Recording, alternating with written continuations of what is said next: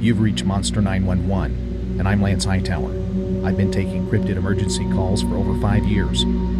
If you have a cryptid emergency, please call our toll-free number 866-306-8085. I can help you. What's your emergency? Hello folks, you're listening to the Cryptid Therapy podcast show Monster 911, where we hear true encounters with creatures that aren't supposed to exist.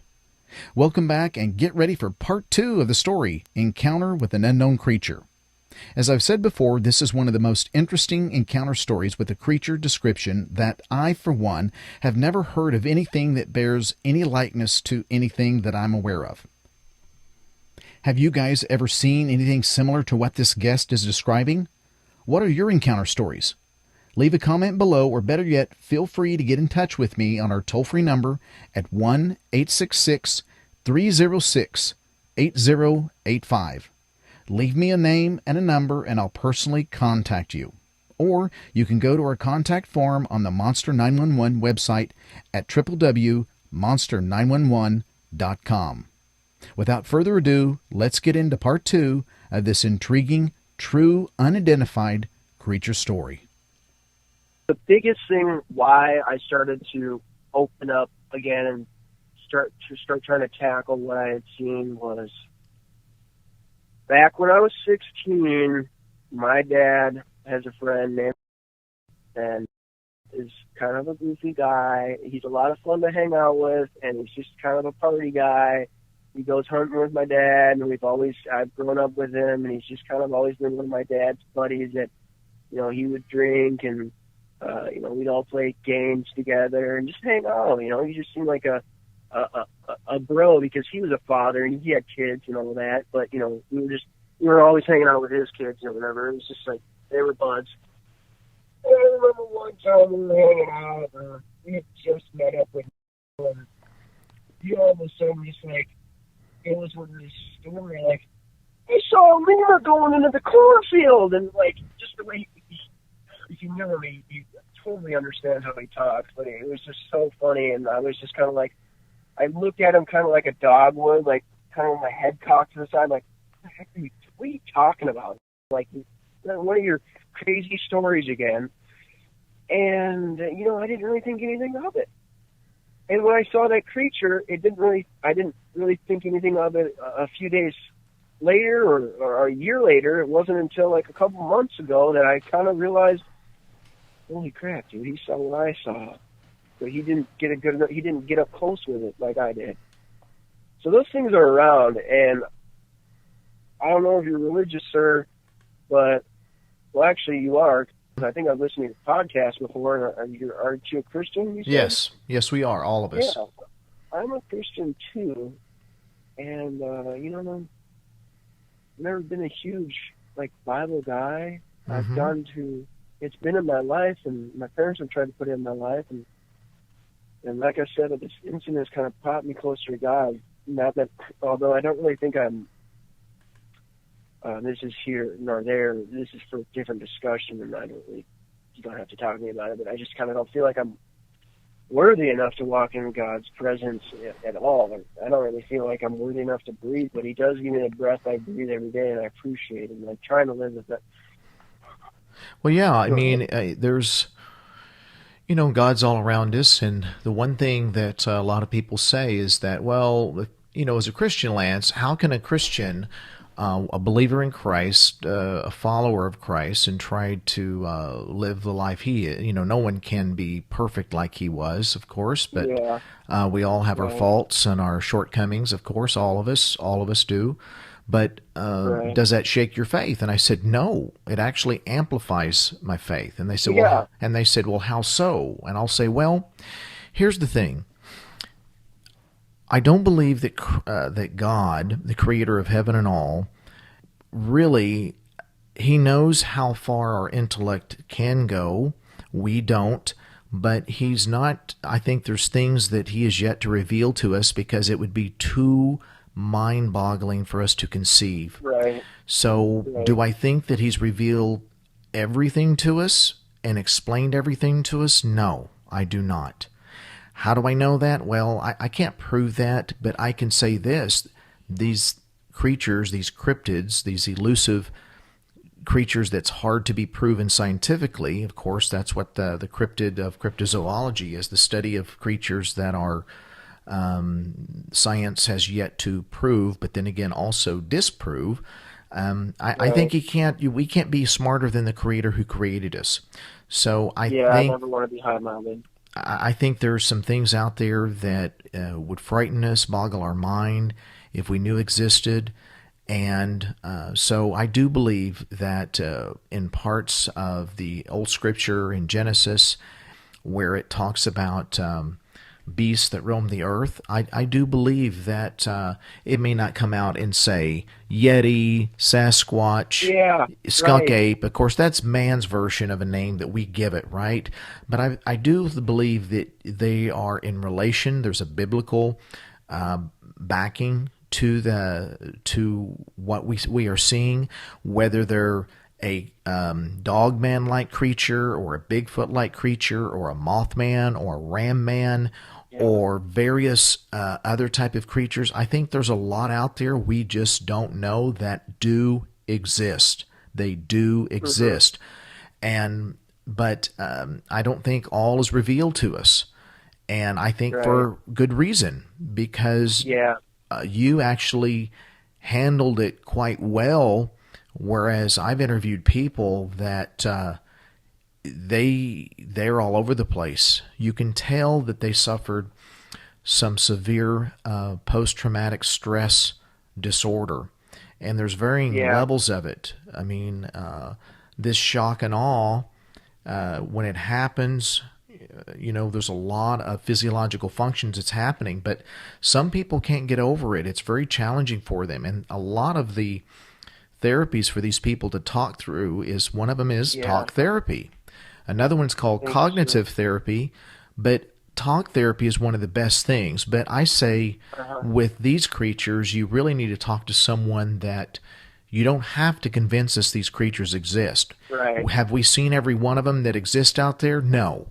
But for someone to say they saw something like a ram head and a human body, who am I to say what they saw or didn't see? Just because I haven't Mhm. seen it doesn't make it not exist. So I'm willing to believe there is a Bigfoot, yet I'm not willing to believe that there's a Ram Man or Mothman. That's very short sighted on my Yeah. part. So we Yeah. definitely there's a lot out there we just don't know, and I'm very careful about trying to judge when I wasn't there. But I tell you what, it what you saw resembles very much the terms that you're describing of a this dogman like creature. I will say that. And with the Yes. hands, could you estimate? And I know it's just an estimation, but what is your best guess as far as how much it weighed? Do you think? You know, with something like that, um, since muscle weighs more than fat, um, I, you know, gosh, it was. I don't really think it was very tall, so I can't say that it was really heavy. But I'm gonna say in the range of like 350 to 500 pounds. Wow. And that's kind of throwing it out there. And the only Sure, reason I'm sure. throwing it out there, kind of with a heavier set, I think it's at least 350 or more. But I've heard of people saying, like, like 800 pounds, but those are like Mm-hmm. 9 feet tall, or like 7'9" or whatever they say it is. And I'm like, no, it didn't really. I mean, it was buff. Don't get me wrong, it was really buff. Uh, Actually, to the point where it was, it was like, dude, nice, like, like Mm-hmm. right on, thumbs up, dude. And I mean, it's kind of inspired me to want to stay, active and try to get a body, an unimaginable body like that. But that's a little extreme by all means. But I can understand how they have that body because of, you know, crawling, being able to like crawl around on all fingertips and things like that, and Mm-hmm. be in very uncomfortable positions for minutes, maybe hours on end, to not be seen, Mm-hmm. stalking prey for like a day without food. You know, Right. I can see it. I can understand. And the speed and agility, I got off track there. I'm sorry. No, You that's don't know how okay. much I really enjoyed talking. This is what I was hoping I could get from, because the whole post-traumatic stress thing, I think we all experiencing it in a Absolutely. different way, some more than Absolutely. others. And I know I'm a lot stronger, and I didn't have that um, horrific of an experience, but it's still traumatic and reality shattering. And I'm pretty sure I saw one of these things when I was younger. Like, well, when I was because I was born in San Diego, California, and I moved to Wisconsin when I was younger. But when I was younger, and I was living with my parents, and I was in my room, and I thought about this for a long time, even when I started living in Wisconsin, and I still think about it to this day. Like, why do I sleep? Why am I so? Why do I feel more comfortable underneath my pillow? Like, like, why do I sleep underneath my pillow? Kind of sounds like a little kid thing to do, but I always kind of pushed it off like, oh, I just kind of feel more comfortable underneath my pillow is all. But no, when I was younger, it came back to me. I remember seeing the boogeyman in my window, and I thought it was my brother playing tricks on me, or it was a dream. And that had kind of ricocheted in my mind when I was younger. And now that I'm older, I know better now what I saw. I'm pretty sure I did freaking see some type of boogeyman. I can't really give you the best description of what I saw, but I do remember seeing a black figure and a creepy freaking face that was like it almost had like a curled smile, like a Grinch. It was very Hmm. odd. But, that's just a completely out there story that happened when I was like 3 or 4. But these things, this is it's a memory of mine that has bounced back with me multiple times, and I don't think dreams really do that. I think that's more of an incident. And then there was times when I was living in Wisconsin, and I literally, like, I'm in a like just like Washington. Like Washington reminds me a lot like Wisconsin. Like, there's woods all around, but there's also suburban areas. Hmm. And Mm-hmm. but there's enough woods to where, yeah, these things could live right in my backyard, because I did have a woods like that right in my backyard, where we had these woods in my backyard, but the woods were surrounded all by houses, but the woods was like on a hill. So there's no way you'd be able to see deep enough into that woods to go, oh, there's something back there. So I would always go back there all the time, and I would be laying down in my bed sometimes at night in Wisconsin, and I would hear tapping on the side of my house, or scratching, or on the glass. And I would just like, I'm not hearing it, I'm not hearing it, I'm not hearing it sort of thing. And there's no way that there's a tree or anything touching my house, because I know, my landscape of my old house. There's just no way there was a tree touching, or like a bush. And it would happen every once in a while. I'd never think anything of it, because, I'm not going to go tell my dad, because he's going to think I'm acting like a little, bitch about it, and, either get upset at me, or just tell me, like, like, shut the fuck up, go back to bed, sort of thing. Like how dads are. Like, I don't want to hear it, Dad. There's nothing to be afraid of. But, I can, and I remember you telling me when we first started, like, talking, you talked to your dad, and your dad, I've been in the woods my whole life, and I've never seen anything like that, but, he sounds like he's a little more open-minded. My dad's open-minded to it too, but he's the same way. He's like, I've never seen anything in the woods.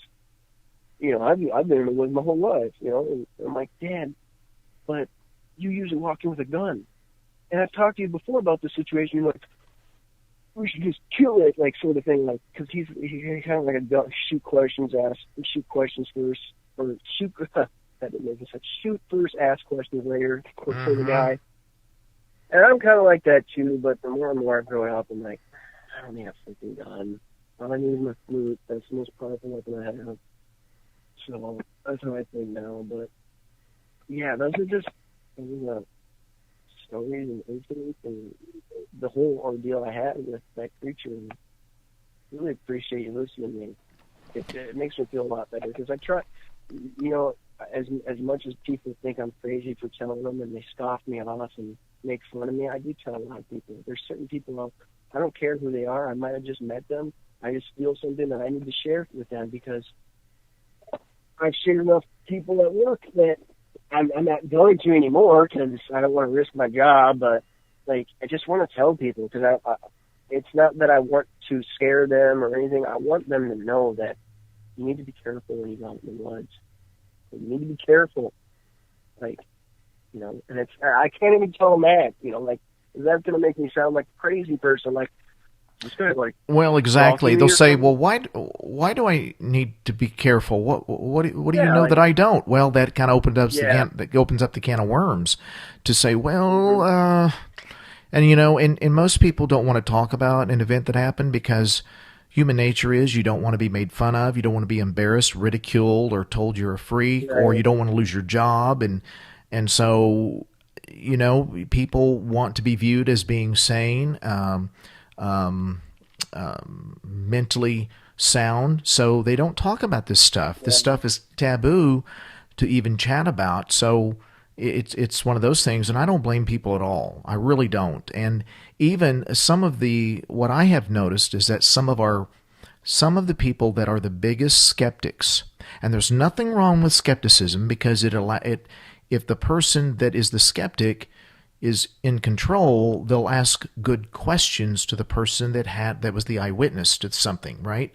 So skepticism is not a bad thing, but when it goes into from skepticism to total disbelief and closed-mindedness, some of these people that are the biggest skeptics are in our this genre, this community Hmm. of cryptids, and so I find that very, very interesting. And Oh, I'm totally skeptic, big time. Of every story I hear, I'm like, is this person lying? But when they go into that emotion and I hear I can hear the tension in their voice. I know how they feel, and that's what really sends it home most of the time. Is like they don't really need to give a description; they just need to explain their mind racing and their fear and them trying to pin it together as to what it could be. And I'm like, well, I know they saw something because I know they're not lying, and why would they go through all this? And I don't want to be wasting anybody's time, and I'm not trying to pull anybody's leg. And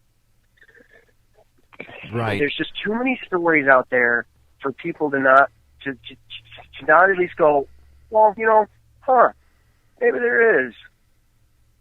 there is, and people are just so we've just been lied to and indoctrinated through schooling so much, and told by our parents that no, that's not what it is. Your mind's playing tricks on you. That, I feel like people get to a certain, I don't want to say age, because I've met people who are young and I've met people who are old who are either stubborn or very open-minded. And I mean, I just want to be open-minded. I want to surround myself with open-minded people because to be high-minded and to be stubborn and to think that you know everything about there is to this world is the dumbest thing you could ever. That's what I came to realize is, yeah, I'm not might be the smartest guy, but I'm more open-minded than 99% of people, and that makes me, I don't want to say smarter, but I don't want to say a better human being or either, but it makes me, I think wiser. yeah, yes, yes, Yeah, I yeah, think because I, age doesn't really have anything to do with it. I mean, some people are grown ups. right, Physiologically, they're grown ups, but when it comes to their mental state, a lot of people have never matured. And so they through, as we get older, you're supposed to collect wisdom through hmm, experiences of things that have done and things that didn't go well. And you hope to have a collection of all these thoughts that over time you know a little bit about life and about the world. But I think you're right when it comes to being wise enough. What is isn't it interesting how, from a biblical perspective, Christ talks about, and even in the Old Testament, God talks about the wise man is one who listens and talks less. The wise Yep. man Yeah, that's true. or the fool talks all the time. And Mhm. so I think wisdom really can be at any age. Some people may have a natural affinity or ability or gift just to listen more than they talk. And I totally agree with you on that. And if you don't mind, I have a couple more questions here, so I can just. I'm trying to give my questions that I ask is always for me to get a mind's eye of what you saw. Of course, I wasn't there, but you said that these glowing eyes. That's been another factor with these Mhm. creatures that have been. These eyes tend to glow. Now, a very common Yeah. feature is Wiley Dave, the guy in our team. He saw a black, total, complete black. This dogman creature he saw out in western Oklahoma. It was not difficult to spot because it was still day, but it had Mhm. real shiny hair. Again, this could be part of the oils. I know that even Yeah. domestic dogs, when they're nice and healthy and they're eating well, they have a nice shiny coat to them, and part of that shininess is the oils that are coming out onto the hair. And Ah. he Yeah. said that the eyes he saw were amber in color. Yep. Now they did not glow because it was daytime, but he had a scope on his rifle and he was looking at it on 24 power, which would be the equivalent of me Awesome. standing 2 feet from you, looking at you and trying Yeah. to describe to someone what you look like. Wow. But he noticed that he also said that it had a snout, but it wasn't a long snout. Yeah. It wasn't like the a German Shepherd type of snout. It was a short snout, and Right. and he said that it was like a dog-like snout, but it wasn't compared to the size of the head. He said the head size was incredible, and the ears did point completely straight up, like Yep. someone cropped the ears on it. It was pointing straight up, and the snout was relatively short compared to the size of the head, and the ears were relatively big. He didn't use the word bat ears like you did, but they were good size. And but Mhm. he did take a look at the chompers on it. He said Yeah. that the canine teeth, which are on each side of the incisors of the upper lip, upper jaw, he said overlapped the lip, the Yep. bottom lip, and he said that the bottom canines overlapped the top lip. And I've also got that description from a gentleman that was a truck driver that shot one of these creatures out a passenger side that was running alongside his truck. Wow. And he saw it very close, like 5 feet away. And that's exactly what he described as well. And the teeth were huge. Well, I can't recall if I saw it close its. Mm, the only time I think I saw it close its mouth when it got on its back legs and kind of gave me like a sideways look, but I never like saw it like dick or anything because it was standing sideways for me. So I don't know if it was like a girl or a guy, but I'm pretty sure it was a guy. Um, but the teeth, I do remember seeing teeth like that. That's why I say it was like a bat teeth. Because I remember seeing the longer fangs, but the bottom fangs too. But I never saw it like close its mouth and see if they were protruding out or anything. You know, the top going over the bottom lip. Because I saw it like it grinning at me at first, and then I saw it like look at me and like kind of like I could see like a front face smile. It was weird, and yeah, it reminded me of like it honestly reminded me of like those white. Oh my gosh. You know those white teeth that you can buy, like vampire teeth for like Mm-hmm. Halloween? Those plastic Mm-hmm. little white teeth? That's what it reminded me of. Well, it's And they probably interesting. sell those things to us. It's interesting. You talk about the teeth and the grin.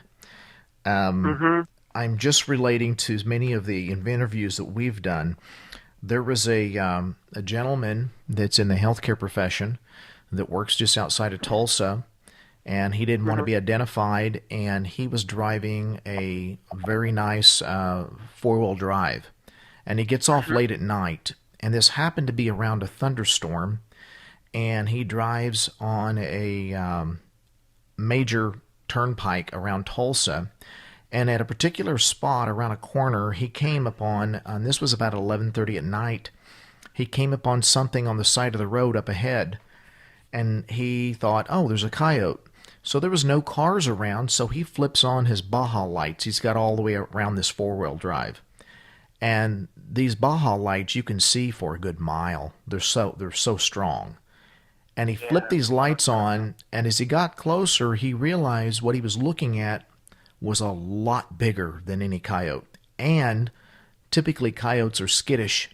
Well, this particular creature did not run off. It stayed right where it was at. It was bent over as he got closer. It was off to the shoulder of the highway, actually in the grass, just off the shoulder, and it was bent over a deer that looked like had just been hit by a car. And it did not move at all. This creature did not budge. It didn't even appear nervous. In fact, as he got closer, he he got on the inside lane. There was no cars around, and he was looking right at it. The lights were really bright on it, and he was as close as of Mhm. about 15 yards. And he said this thing had shoulders about 4 feet wide. It was coyote color, kind of a calico color. It had eyes, amber color. It had ears stuck straight up. He described the same features as our team member Wiley Dave did, except this one wasn't black. It was kind of a calico color, a coyote color. Okay. And he said that the sheer hand side, the hands and arms were relatively small compared to the shoulders, but it had like human deltoids, like a bodybuilder. You could make out the definition in the shoulders. The deltoids were huge. The chest and pec area was huge. And Yep. he said that when he got closer, he slowed down, and this thing, as he stated verbatim, he said it gave a sinister grin. And I Mhm. said, what do you mean? He said, Yep. Lance, it had intelligence. It had a Yep. level of intelligence to give a grin. And he said, I had a feeling I knew what that grin meant. And it gave a grin. And I says, well, if it could talk, what do you think it was saying? He said, it was saying, if you think you're bad enough and bold enough to get out and come out here, come on, come and get me. And it said, come out, let's play. And he was, of course, like, no way, no, I'm not doing that. So he just, when he grinned, he just said, I got out of there, Lance. I wasn't sticking around. This thing was huge. It could have flipped my vehicle easy, easy. He said it was that big. And he said, I wasn't driving a sports car. I was scared. Uh huh. And so he got out of there. He didn't see it stand up. He just saw it bent over this deer. But from the sheer size of what he saw, he wasn't going to mess with it. But I find it interesting. He said it grinned at him. And I said, and he was trying to describe, he said, you know, when you have a dog that's happy, it'll almost give a grin like it's Yep. happy. And I said, exactly. Yep. He said, well, Yep. this was unmistakable. This had a level of intelligence that it knew exactly what it was doing. It knew I wasn't going to get out, and it wasn't going to leave its food. And I said, when you went back, because he was working, I said, when you went back, was that deer still there? And he goes, no, it was gone. He goes, Lance, this thing could have just easily picked it up over his shoulder or whatever and left. This thing was massive. Yeah. And so I find that interesting, you using that word grinning, which to me gives a level of intelligence that's quite different than just from a border collie dog that's happy. Um, Yeah. and Well, that's where I kind of knew I was like, well, it's just so. I, the tail is pretty much what threw me through a loop. So the whole time I'm seeing this thing, I'm trying to piece it together as to what it could be. Panther, wolf came into my mind, but I'm like, that thing doesn't look like a wolf at all. A dog, but I'm like, that's not a dog. A panther is the only thing I could ever pin it onto. It looked like a panther. I was like, that's not a panther though. It's got a freaking lemur tail. And that's kind of when, you know, I started to notice, like, is that thing grinning at me? Like, is it grinning at, like, what the and then that's kind of when it turned and gave me more of a serious, like, even more serious look. Like, then it got kind of curious as to, like, what I'm doing, or, like, what you know, like, what are you doing, guy? Like, you get out of here. Mm-hmm. Well, that's the thing, is that there's a level of intelligence we don't understand, and Mm-hmm. it's I think not only are these things scary, but just the possibility that something is more intelligent than the average indigenous wildlife animal that exists in Wisconsin or Oklahoma or Texas. That Yeah. right there is a little on edge, and so not only the characteristics of what you're seeing, but its behavior. That's the other thing that throws people for a loop here. Could you tell me, without giving away any specific township name or anything, is it near, when you saw this in this park, is there a lot of water systems close by, like ponds, Well, lakes, that's what I rivers? started looking up. You're right. I started looking at that. And I'm like, okay, how's this thing? Where is this thing going? Where is it hiding? You know, how is this thing getting around? And I started surveying the land. Yeah, there's ponds around. Those are ponds that I didn't know were there, and there were some ponds I didn't know were there. And I'm like, okay, well, it could cross there, it could cross there, it could easily get over right there. Especially in the darkness, it could easily get right over there. And I'm like, oh my gosh, I've never explored these woods before. Why have I never explored these woods? And I'm like, because, you know, being a young kid growing up in that town, especially me as a person growing up in that town, I was a little different. I longboarded or skateboarded. I would even run to school. I would run to work. I would bike everywhere. I would do things at night. I wouldn't let things stop me. I wanted to explore, but I would never explore the woods. And I would never explore that specific woods because I was like, there's nothing there. You know, what is there to look for? And I had thought I'd already explored enough in those woods as a kid that I'm like, why would I ever want to go back? But now I do. And now I looked at the map again in my town, and there's a park that I never even knew existed, and it's got a river next to it, and I've never even been there, and I don't know any single person that's ever even talked about that park. And I'm like, oh my gosh, they're right there too. It's all, and now I'm looking at the parks or the areas around where I live currently in Washington, and I'm like, they're in that park. And I went down there Sunday because my mind's telling me you should go check it out. You should go check it out. So I just rolled down there in my car that I just go around there and cruise every once in a while to keep the battery up in my little sports car I got. And I went down by this like area that I had just like I had these spidey senses that are like, you know, go check it out. And I just slowed down with my car, turned off the music, I'm just cruising a little bit, listening and looking. And I didn't need to see anything because I smelled a skunk. And I'm like, why would I smell? You know, I don't think there's a skunk over here. I think it's one of those creatures. And I don't know if I smelled anything that night. I like to think that I did smell a skunk, but a lot of the memory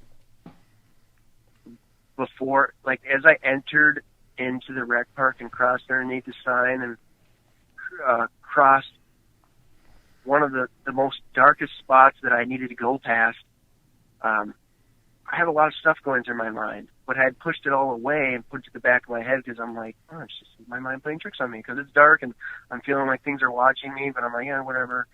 I'm not going to let things stop me. And oh, I cannot really remember why I went into this. My mind's racing again. That's But okay. That's okay. I was just. uh, What time of year was this again? Was this in a fall it's season? July. Okay, I so remember it was July. it was I remember July, it was July. It was and this July. was I go back like, every July. was this past midnight? Was this like in the wee hours It of? was, well, I go to bed. I would always try to go to bed try to get up for school. So I'd try to go to bed at least 10:30, at the latest 11. But I'm like, I can't go to bed. Why can I not go to bed? So I'm pretty sure I got up and started heading out for my run around 11. And it's not going to take me long to get to the airport, maybe 5 minutes at most. So this So happened around 11 till midnight. okay. My sighting. Well, I tell you, the other feature that you talk about is getting up on its back legs.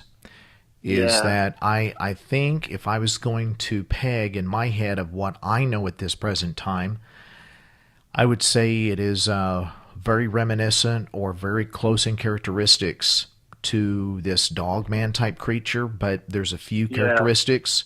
It could be some hybrid.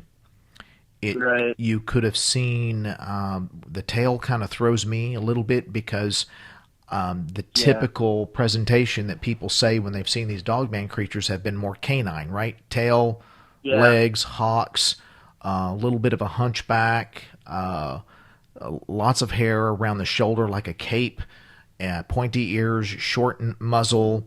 The eye color can vary between amber or a yellow or even black.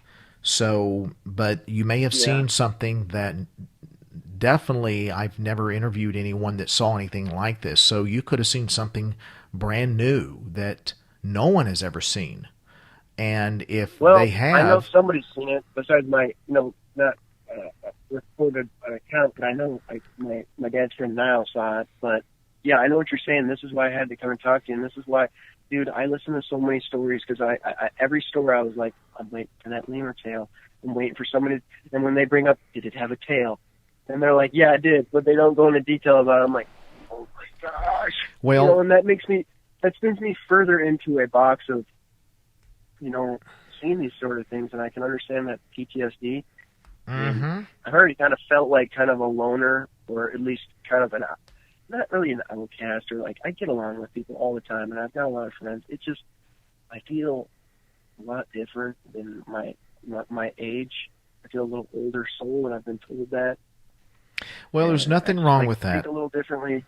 There's Yeah, I nothing, know. and like I tell my kids, being different, doing different things is a good thing. It's a It's good it's thing. good to be Yeah, different. Who wants to be average, right? right. And we've always just kind of tooted to our own horn. You're pleasant, respectfully kind to people, but you don't really go with the flow. You go with your gut, your insight, your instinct. You do what pleases you, but yet you don't do what pleases you if it harms others. So there's nothing wrong with being different. You've just got an internal drive that you do different things because it excites you, it fascinates you, it stimulates your mind, and there's nothing wrong with that. Absolutely nothing wrong. All right. Cool. Yeah, I guess that's about it. I really appreciate you listening to me. It feels a lot better to be able to finally tell the whole thing, because I don't know if I've ever really fully gone down and told the whole story, because of some of the reactions I would get. Like, it would either just kind of turn into like kind of fizzle out, or then some people would kind of like, oh, let me hear more. But Right. I've never really been able to talk to somebody who's on the same level as me. Not that I'm not smart or anything, but you just understand more, and it feels good, Sure. like a weight lift off your shoulder for sure. Absolutely. And that's a very good point. That's what shearing does, is that even if I Yeah, wasn't there to while it happened, I can appreciate what it was you saw, because there's so much out there we don't know, and unless we slow down and talk to people as yourself, the eyewitnesses, then we'll never know of the variety of these cryptids that are out there. And I wish, to the people that listen and that are scientifically minded. I'm scientifically minded. You are too. I wish I could give you a picture of these things, but they're so elusive. We don't know their yeah. I wish I habits. could draw better. I wish I could draw better. That's something I keep thinking about. Like I can almost visualize it perfectly, but I cannot. I'm just not that great of an artist. I wish I would have continued drawing when I was younger. It was just something I never really Well, if you figured ever into decide writing. to, even you don't have to be an artist, but even if you just just try to, as best as possible, draw out what you the colors or what you saw. Hey, Well, my plan is to, because I know a really good artist that I grew up with, um, you know, pretty much all throughout school, like kindergarten through 12th grade, was with this Asian kid who's just an amazing drawer, and he draws kind of like dark pictures. Um, and then I got my other buddy who's a tattoo artist, and he's an incredible artist too. And I'm pretty sure I'm going to go and try to get a drawing from one of the two, and then try to get, not that I'm huge onto tattoos or anything, and that I want to mark my body, but it would be kind of cool, I think, to get a tattoo of it, so that way I could just be like, yeah, this is what I saw. well, So that way people could kind of like, oh, okay, well, that's way crazy, dude. yeah. you know, Well, it but it would it be cool. it had an impact on you, obviously. So that's Yeah, yeah, and a lot of these sightings do, and that's the thing, that they have lifelong impacts. So it's easier to deal with once a person can share and go through it. So and I appreciate that, sharing with yeah. us, and I appreciate the kind words and why you shared with us. But thank you so much, and I want you to have a wonderful evening. And all right, buddy. Sounds good to Well, me. thanks again. I appreciate your time, and call anytime. And you have a All right, wonderful, wonderful day. all right, you too. Thank you. Okay. Appreciate it. You're very welcome. Bye bye. Bye bye. Bye bye.